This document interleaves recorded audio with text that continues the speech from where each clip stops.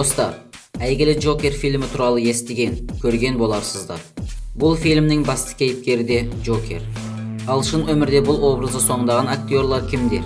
Және олар бұл образды арқылы қаншалықты жетістіктерге жетті? Сонымен, Джокер образын ойнаған үздік актерлар туралы сіздермен қысқаша танысып шығамыз.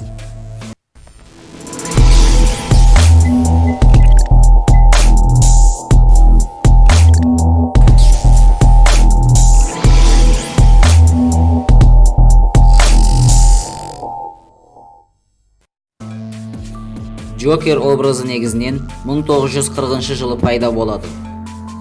Және уақыт өте Бэтменнің басты қарсыласы ұзақ уақыт комикстер бетінен кино әлеміне дейін өтті. 60 жылдардан бастап Джокердің рөлдерін Сезар Ромеро, Джек Николсон, Хит Леджер және Джаред Лето ойнады. Ал енді есі ауысқан клоунның рөлін Жоакин Феникс ойнауға тырысты.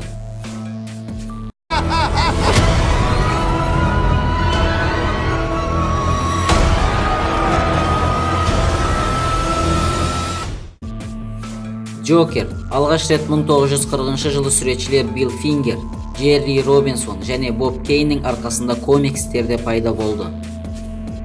Жарқын кейіпкерді жасау идеясы нақты кім ойлап тапқаны белгісіз. Бірақ Конрад Фидеттің Виктор Гюгоның Күлетін адам фильмін сомдау барысында авторларды шабыттандырғаны даусыз. Содан бері Бэтменнің жауының пайда болуы одан әрі жалғасын тапты. Және көптеген көрермендер үшін ол жасыл шаштары бар көлбеу маньяктың символына айналды. Сезар Ромеро бұл Джокер образын ең алғашқы болып сомдаған актер. 1966 жылы оған теледидардың аңызы болған Джокер рөлін алды. Бэтмен серияларында бұл зұлым экранда 10 эпизод пайда болды. Қызғыш костюм, сызылған күлкі, боялған ақ бет. Бұлар клоунның барлық белгілері болып байқалатын сияқты болды. Алайда Сезар Джокердің кейпіне ену үшін мұртын қырмауына тура келді. Себебі Джокердің бұл образында зұлым, қылмыскер, қаншер, маньяк емес, жолы болмағанның рөлін сомдайды. Актер өзінің ролы туралы: бұл маған айтқанның бәрін істей беретіндей жұмыс, алайда актер ретінде емес. Мұнда өзіміздің өмірімізден тыс қалағаныңызды істей аласыз, деді. Джек Николсон. Егер 60 жылдардың серияларында Джокер қаншалықты қанды кісі өлтірушіден көрі күлкілі және кекшіл болса, 1989 жылы Тим Бертонның сценарийлері бойынша кейіпкер шынымен қауіпті болып көрінеді. Тим Бертон данышпан, оның дұрыс пікірі болды. Мен онымен әңгімеге сүйене отырып фильмге түстім. Біз екеуміз де мультфильмдер әлеміненбіз. Бізде ұқсас идеялар болды. Тим маған Джокердің қараңғы, әзіл жағы болу керектігін айтты, дейді Николсон. Джек Николсон осы есі ауысқанның рөлін сомдағаны үшін Алтын глобуспен марапатталды. Джокер. Хит Леджер. Джокер образын сомдаған актерлардың ішінде маған ұнайтыны да осы. Сіз де осы актерлардың ішінде өзіңізге ұнайтын комментарийға жазып кетуіңізге болады. Ол Джокердің кейпіне түсу үшін көп күш салды. Ол бүкіл басқа рөлдерге қарағанда шынайырақ етіп жасалды.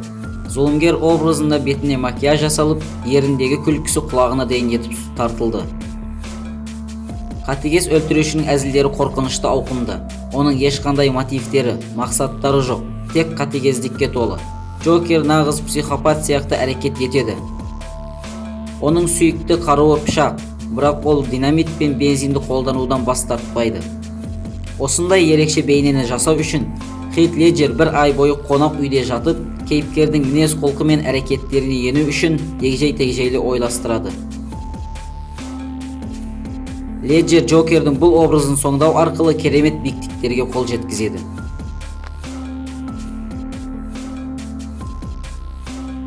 Джаред Лето.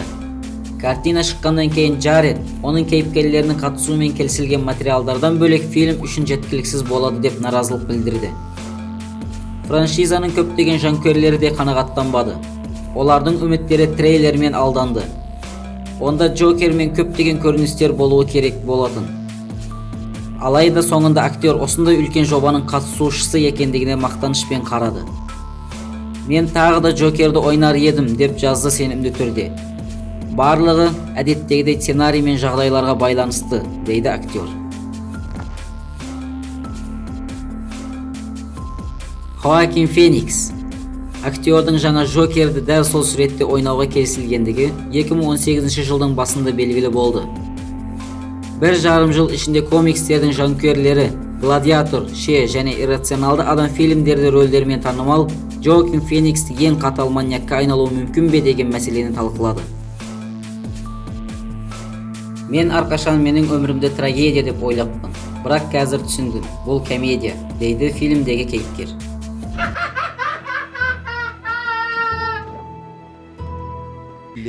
Джокер фильмі 76-шы Венеция кинофестивалында басты алтын арыстан марапатына ие болды.